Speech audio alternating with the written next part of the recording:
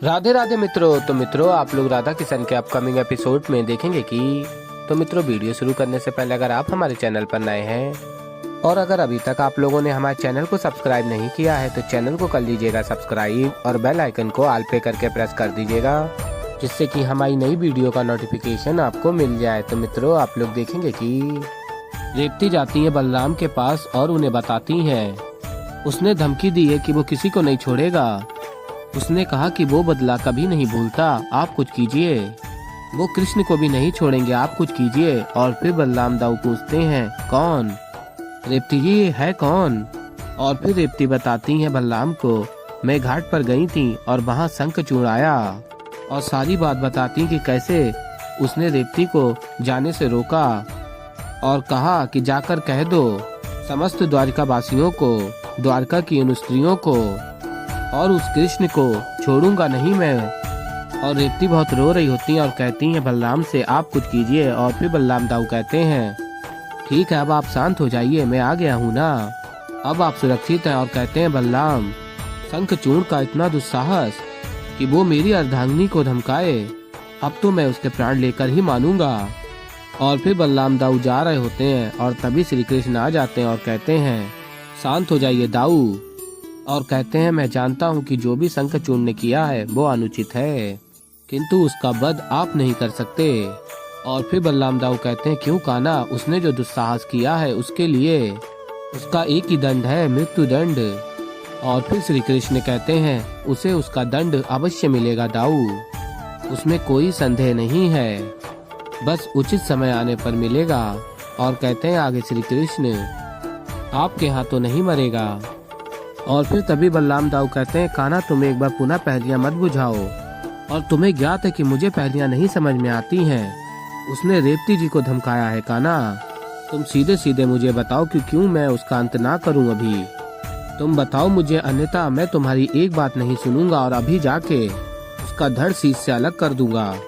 और फिर श्री कृष्ण बताते हैं, क्योंकि आने वाले समय में शंखचूड़ को एक अत्यंत भूमिका निभानी है और वो अति आवश्यक है। यदि अभी आप उसका अंत करते हैं तो वो नियति के विरुद्ध जा सकता है, इसलिए दाऊ, मैं बस आपसे विनती करता हूँ, कुछ मत कीजिए। और तभी बलराम दाऊ कहते हैं, किंतु कान्हा, उसने रेवती जी के साथ।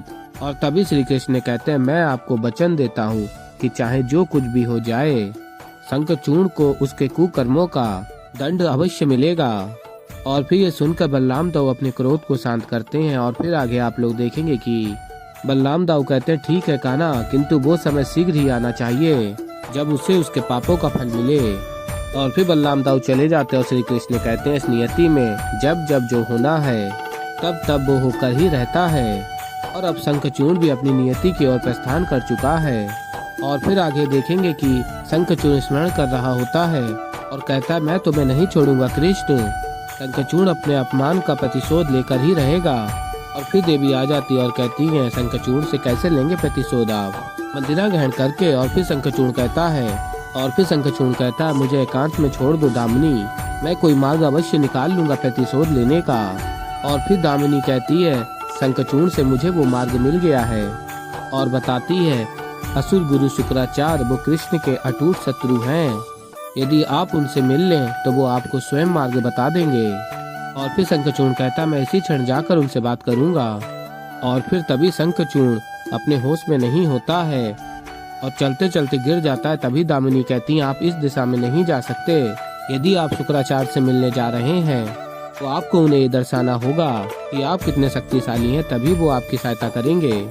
और फिर मित्रों, आप लोग आगे देखेंगे कि सेविकाएं कहती हैं, क्षमा कीजिए द्वारकाधीश, किंतु आप कक्ष के भीतर प्रवेश नहीं कर सकते। और बताती हैं, देवी राधा श्रृंगार कर रही हैं। और फिर श्री कृष्ण कहते, श्रृंगार कर रही हैं, ये तो बड़ी अच्छी बात है, सवेरे श्रृंगार में वो मेरी सहायता करती हैं, इस बार उसके श्रृंगार में मैं उसकी सहायता करूंगा।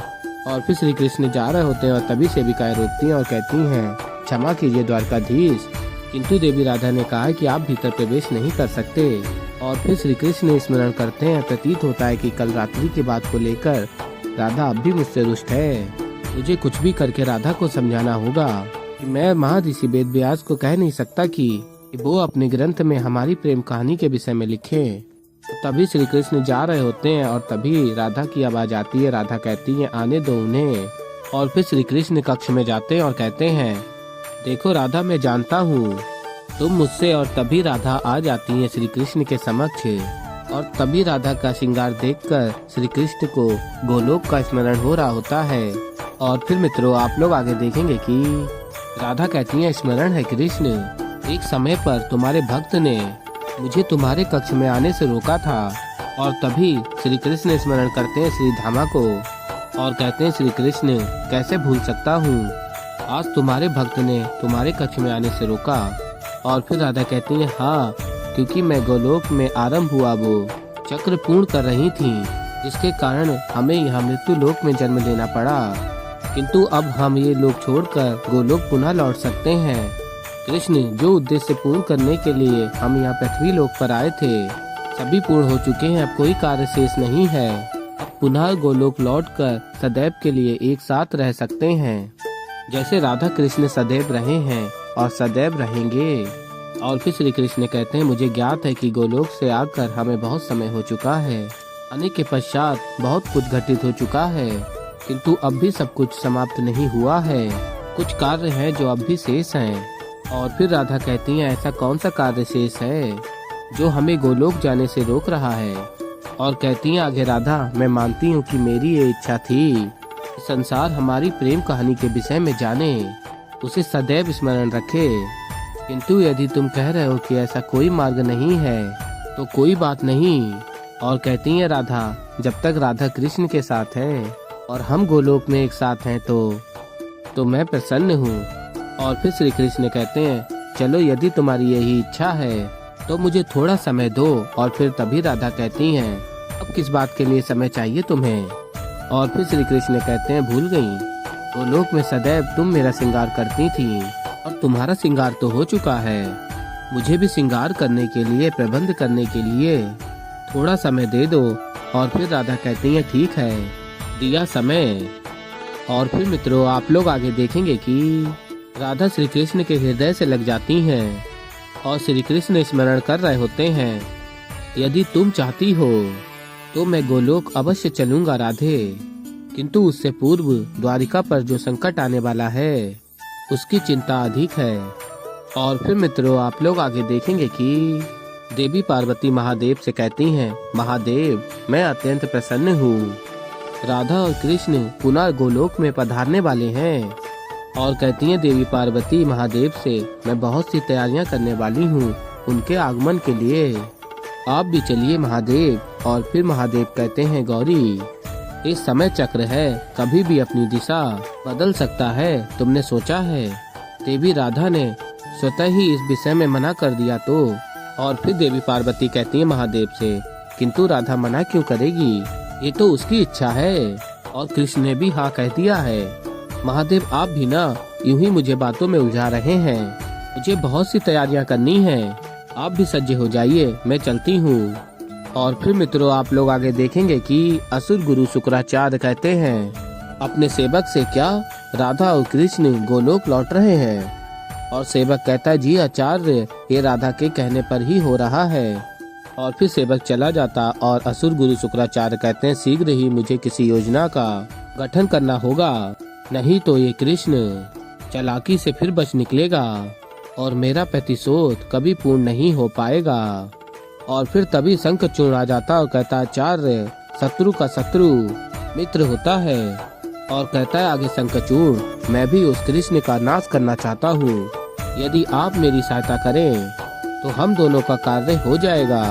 और फिर असुर गुरु शुक्राचार्य शंखचूड़ को देखते और कहते हैं कोई भी असुर सज्ज नहीं है कृष्ण से युद्ध करने में, हो सकता है ये यक्ष ही मेरा कार्य कर दे। और फिर शंखचूड़ प्रणाम करता और कहता है मैं शंखचूड़ हूँ। और फिर असुर गुरु शुक्राचार्य कहते मैं जानता हूँ कि तुम कौन हो और मैं ये भी जानता हूँ कि कृष्ण की सभा में तुम्हारे साथ क्या हुआ था। और फिर शंखचूड़ कहता है फिर तो आप ये भी समझ गए होंगे कि मैं इतना क्रोधित क्यों हूँ कृष्ण के प्रति, इसीलिए आपसे थोड़ी सहायता चाहिए मुझे। और फिर असुर गुरु शुक्राचार्य कहते हैं हमारे पास अधिक समय शेष नहीं है, राधा के ही कहने पर कृष्ण की गोपियाँ गोलोक लौट रही हैं और एक बार वो चले गए तो तुम कुछ नहीं कर पाओगे।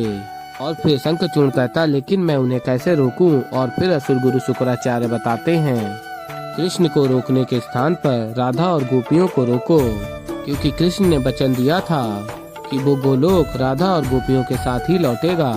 वही गोपियाँ जिन्होंने भरी सभा में तुम्हारा अपमान किया था, तुम्हें छोड़कर कृष्ण के पास दौड़ी चली गई थी। और फिर शंखचूर्ण हाथ जोड़कर असुर गुरु शुक्राचार्य से कहता है, धन्यवाद आचार्य, अब मुझे ज्ञात हो गया है कि मुझे अब कृष्ण से अपना प्रतिशोध लेने के लिए क्या करना होगा। और फिर मित्रों, आप लोग आगे देखेंगे कि देवी पार्वती गोलोक पहुंच जाती हैं और अत्यंत प्रसन्न होती हैं और कहती हैं, मुझे तो विश्वास ही नहीं हो रहा है कि मैं यहाँ गोलोक में हूँ। और फिर देवी पार्वती अपने नेत्र बंद करके राधा कृष्ण की गोलोक की स्मृतियाँ स्मरण कर रही होती हैं और कहती हैं, इतने वर्ष बीत गए किंतु आज भी गोलोक में राधा और कृष्ण के प्रेम का रस वैसे ही घुला हुआ है जैसे पहले था। और कहती हैं देवी पार्वती, अब तुम देखना राधा, मैं इस गोलोक को तुम्हारे और कृष्ण के स्वागत के लिए कैसे सज्ज करती हूँ।